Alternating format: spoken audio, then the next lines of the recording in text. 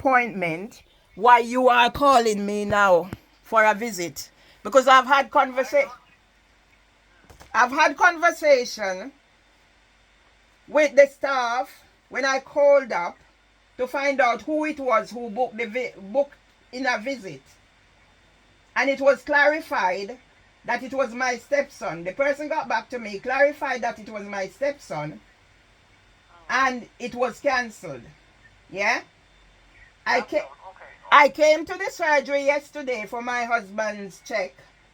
Okay, fair enough. If you don't want us... No, you need to listen, sir. You need to listen. Because if you don't listen, this is going to really have a really sad effect on your surgery. So please listen. Are you prepared to listen? Yeah, go ahead. All right. I came to the surgery yesterday, and the practitioner who attended to my husband actually made some mention about the visit today, and I clarified the situation. Yeah? It's obvious because I said put everything in writing and give me a printout. It's obvious from whatever she's written, from what I said, that she has English as additional language. And I must tell you now that I was not appreciative of the way she treated my husband, the distancing and all that, the questions that were asked, what she put on the write-out that my husband doesn't know his ethnic whatever, and going over my husband's head to ask me. If he said he has never smoked and it's on record, why are you asking me some sensitive question that's not relevant? So I was the one when the police forced entry into my husband's home because the surgery reported he didn't turn up for an appointment. I was the one who came, spoke to the people, did what I have to do to make sure that in case you can't contact my husband at his house, this is where it's supposed to be contacted. So I am now saying the surgery is not following due process in dealing with the needs of a 100-year-old. Because when the practitioner is going to ask if we want talking therapies and mental health for my husband, that's not relevant. So you better listen, please, doctor. Yeah?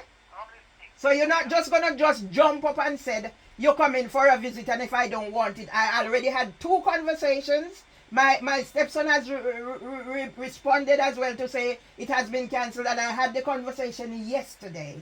So this is breaching the Equality Act protected characteristics for a 100-year-old and a wife who is suffering from mental health issues and other issues because of the treatment of the whole system. After we left your surgery yesterday, we got robbed. So my passport, his passport, the money he withdrew from the bank, everything is marriage certificate, everything is gone. All this could have been avoided if ever the system was working to safeguard my husband. As written in the thing, my husband needs safeguarding. Okay? Your practitioner wrote on the thingy that I said I never wanted anyone to come and do home visit for my husband. Why would I say something like this whenever he goes into a hypo and I can't manage this? Professionals come out here. On Saturday I was having a crisis and I can call out the professional. Why would I be saying that? Yeah? Okay, yeah. Yeah? So what you're doing is jumping the gun, sir. Okay, anyway, I mean, you're quite traumatized. I don't want to say anything. I'm just here to listen. You keep saying. You just mentioned the word traumatized, and that was the reason my stepson, because I used the word that we are traumatized, and that was the reason my stepson booked appointment for you to come and visit. In what way were you going to help a traumatized 100-year-old with a home visit? What way? Explain that one to me. No, I mean, he is on my list for a visit, okay?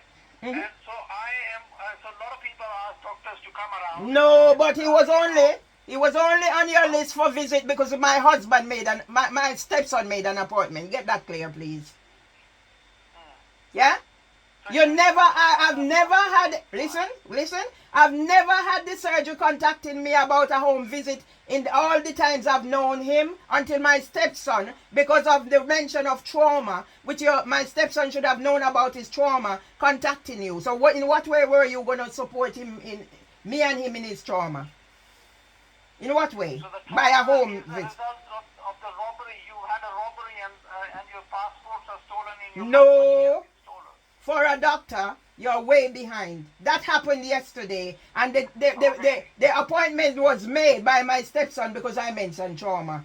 So that could never be yesterday, sir. You're not listening to yourself. Myself, I'm listening to myself. No, you're not listening to yourself because you mentioned trauma, and then you said, I'm listening, I'm not going to say anything. So that's political correctness because you don't want to say anything that might cause me to get you for breaches, yeah? And then you're asking me if the trauma is whatever. So somebody came and saw him yesterday. I'm seeing that person's notes, and I'm just... Somebody came and saw him where? What she has written. Where did the person came and saw him? Or did he come to you, to the surgery? On the 19th, he came here. But you're just saying somebody came. But I'm saying that the quality of care that that person gave to my husband is way below par.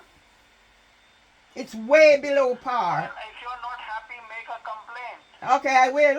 If you're not happy with anything by the surgery, you make a I will. complaint to us and we will look into that. I mean, you make a complaint to the manager.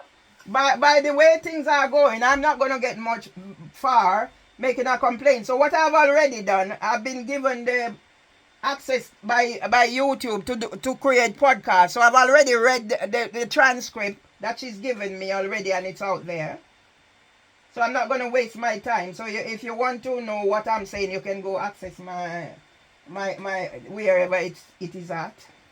And you're being recorded as we speak. For safeguarding, purpose. Should I end the conversation? If you have any complaints about us, make a complaint. That's all I can say. Yeah, If you're not yeah. happy with our service. Yeah. Okay. All right. Thank you very much. Okay. Thank you. Bye. Yeah, you were telling me about that thing earlier on. Which thing? But you before that rang, you were